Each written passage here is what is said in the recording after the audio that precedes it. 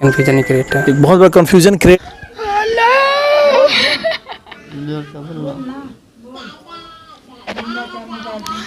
जिंदा है चाहे मरे हुए। एचआर से बात हुई, एचआर बोले कि आपका भाई डेथ है और एम्बेसी बोलना नहीं है। नहीं, एमबीसी नहीं बोले, एमबीसी बोले कि we are in still process, ऐसा बोल। तो इट्स मीन मतलब एक सीधा सा बात है कि कन्फ्यूजन क्रिएट है। या राइट।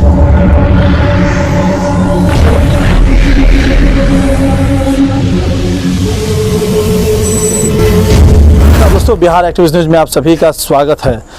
48 घंटे से भी ज़्यादा हो चुका है। बहुत बड़ी दुखद खबर, ये पूरी दुनिया की सबसे बड़ी दुखद खबर में से कह सकते हैं। कुवैत में एक बिल्डिंग में आग लगती है जहां 45 भारतीयों की मौत हो जाती है। होती है तो 49, जिसमें 3 फिलिस्तीनी होते हैं।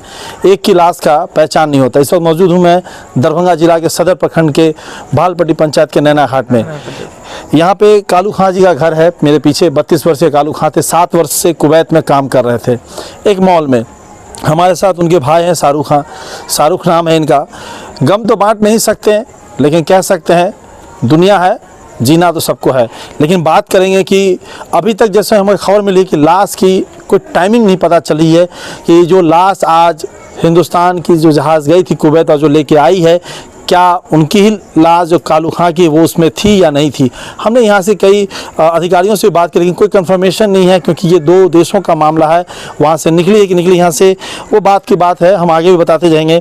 लेकिन सबसे बड़ी दुखद खबर है, ये खबर आपको कब पता चली थी? आपको 12 को हमारे को मालूम हुआ ये खबर। जब हम ऑफिस में थे, लिंक्डइन ओपन करे, टाइम्स ऑफ इंडिया पर पोस्ट देखे कि कुवैत में ऐसा इंसिडेंट हुआ, तो हमने अपने रिलेटिव को कॉल करा। उनको बोला कि ज़रा मालूम करे कि कालू उधर ही रहता था, वो मालूम करे जाकर वहाँ। और उसके बाद वो बोले कि हाँ मालूम कि बिल्डिंग में जाके किए या मॉल में? नहीं, वो फ़ोन करके जी हाँ फ़ोन करे उसको, तो बोले कि हाँ कालू वाली बिल्डिंग में ही आग लगा है, ऐसा बोल के। फिर हमने ट्विटर पे पोस्ट डाला, सबसे हेल्प मांगी, तो उधर से भी लोग, कुवैत से भी कुछ लोग कॉल करे और इंडिया से भी कुछ लोग कॉल करे, जाके कंफर्म करे कि हाँ ऐसा इंसिडेंट हुआ है। फिर उधर कुवैत की भी मीडिया से हमारी बात हुई, तो वो कह रहे थे कि हाँ इंसिडेंट हुआ है, और वो कंफर्म किए। उन्होंने पूछे कि आपके भाई कहाँ से थे, बोले कि मैं बोला कि हाँ बिहार दरभंगा से। बोला हाँ ऐसे। तो आपने कालू को फ़ोन नहीं किया था? कालू को सुबह से ट्राई कर रहा था, लेकिन कालू का फ़ोन स्विच ऑफ कंटिन्यूसली बता रहा था। 10 बजे से हमने ट्राई कर रहा था, क्योंकि वो बोले थे कि मैं कॉल सुबह तुम्हारे को 10 बजे कॉल करता। आई मीन उससे पहले रात में बात हुई थी हमारी। अच्छा, 11 तारीख को बात हुई? जी बात हुई थी रात को। वो नाइट शिफ्ट में काम करता था? नहीं, डे शिफ्ट में ही था। जैसे अपने दोस्तों को मैं बता दूं कि जिस बिल्डिंग में हादसा हुआ, जो लेबर थे 196 के आसपास थी, जैसा बताया जा रहा है, वहाँ पे नाइट शिफ्ट करके काफ़ी लोग काम करके आते थे और थक जाते थे। सुबह के 4 बजे की जैसी ये अपडेट है, अचानक ग्राउंड फ्लोर में शॉर्ट सर्किट जैसे वहाँ की फायर विभाग ने की आग लगती है और धुआं बहुत तेज़ी से फैल जाता है। इतनी तेज़ी से फैलता है कि लोगों को संभलने का मौका नहीं होता। जो छत पर जाते हैं, छत बंद रहती है, नीचे नहीं भाग पाते, जो रास्ता है वो काफ़ी संकरी होती है। तो कहीं ना कहीं फायर जो सेफ्टी का है वहाँ व्यवस्था ठीक से नहीं रहा। और क्या पता चला फिर आपको?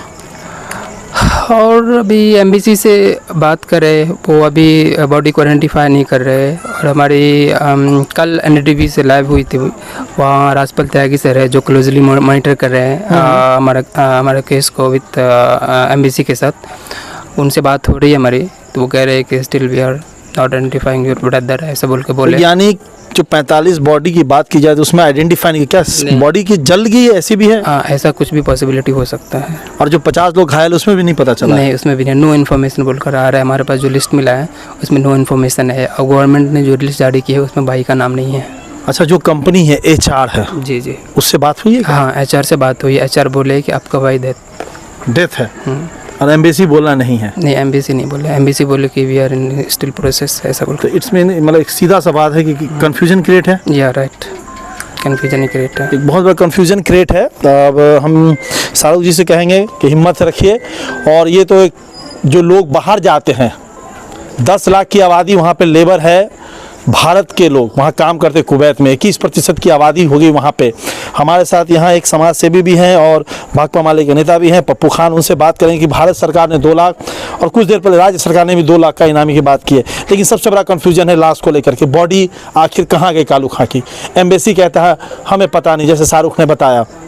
और दूसरी सबसे बड़ी बात कि जब कोची में आज लाश लेके आई जहाज़, तो उसमें कालू की लाश क्यों नहीं है? HR कहते हैं कि हाँ वो अब दुनिया में नहीं रहा, उसका डेथ हो चुका है, तो लाश कालू की कहाँ गई।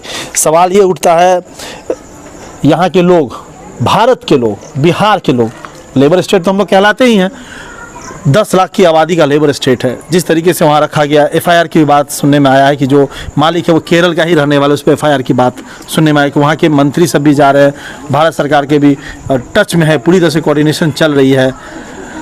क्या कोऑर्डिनेशन चल रहा है वो तो अभी हम लोगों को समझ में तब आएगा जब हमारे कालू का ट्रेस हो जाएगा, उसके बाद ही हम लोग समझ पाएंगे कि हमारी इंडियन गवर्नमेंट कितना काम कर रही है। आपने कहाँ तक बात किया अभी तक? हम लोग अभी तक तो मैंने प्रशासनिक लेवल पर कोई ऑथेंटिक बात नहीं हो पा रही है।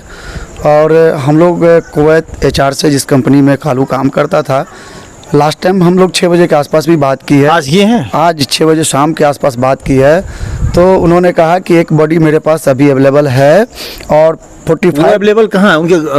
वही है, कुवैत में ही है। कुवैत में ही है, मर्चरी में रखी हुई है। हाँ। और जो 45 बॉडी इंडिया गई है उसमें कालू की बॉडी नहीं गई है। वो उन्होंने कहा कि कालू की बॉडी अभी उसमें नहीं गई है। क्या बॉडी जल गई है जिसकी वजह से पहचान नहीं हो पा रही है?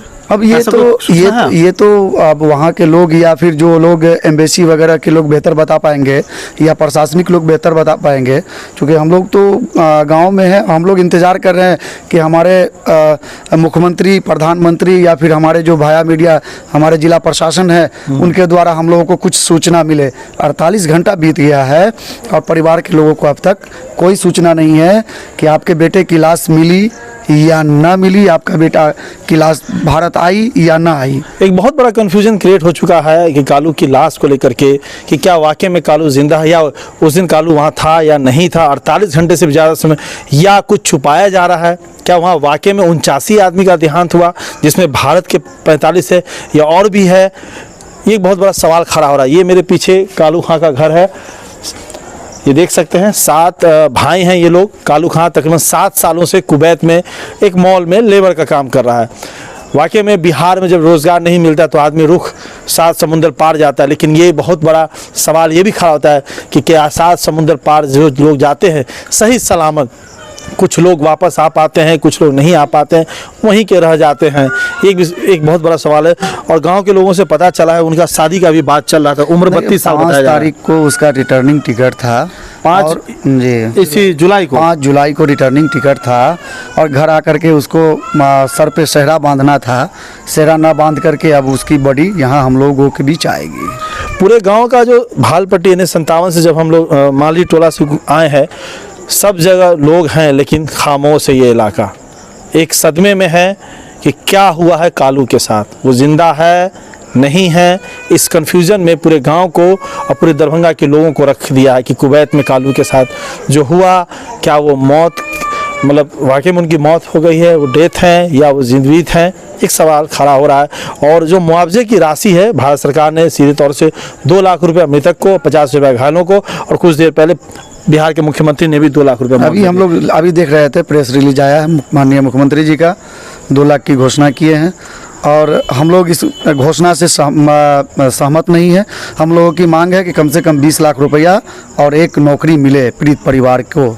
एक बात कहते हैं पप्पू खान जी, ये राज्य को लेबर स्टेट का दर्जा दिया हुआ है, हर राजनेता ने इसको दिलवा दिया, क्योंकि यहाँ पे न कोई इंडस्ट्री लग पाता है ढंग से, न रोज़गार क्रिएट हो पाता है, सरकारें वहीं रह जाती हैं, राजनेताओं की तरक्की हो जाती है, मतलब करोड़ रुपए कमा के चले जाते हैं, लेकिन जो आदमी लेबर होता है वो वहीं रह जाता है, वोट देने वाला वहीं खड़ा रह जाता है। देखिए, वोट देने वाला राजा बन जाता है। विकास तो नज़र आ ही रहा है कि अगर विकास हमारे यहाँ हुआ होता तो आज कालू की हत्या कुवैत में नहीं होती। हत्या का है कह रहे भाई, घटना जो हादसा हुई है वो हादसा कुवैत में नहीं हुआ होता कालू का।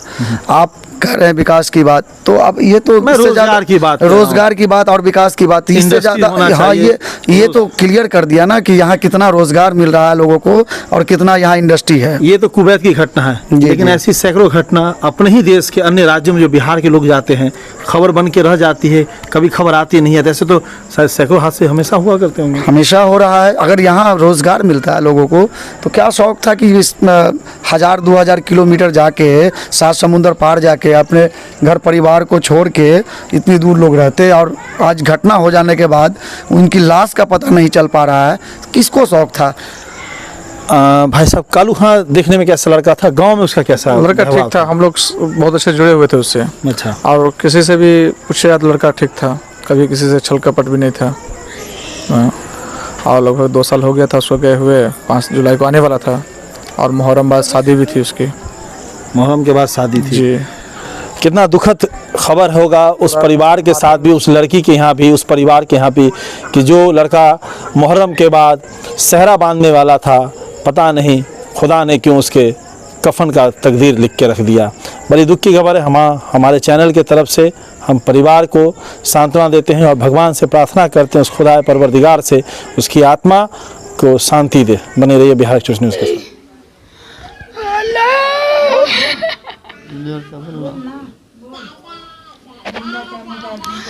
जिंदा है चाहे मरे हुए, मेरा बेटा चाहिए हमको, बाबू चाहिए हमको।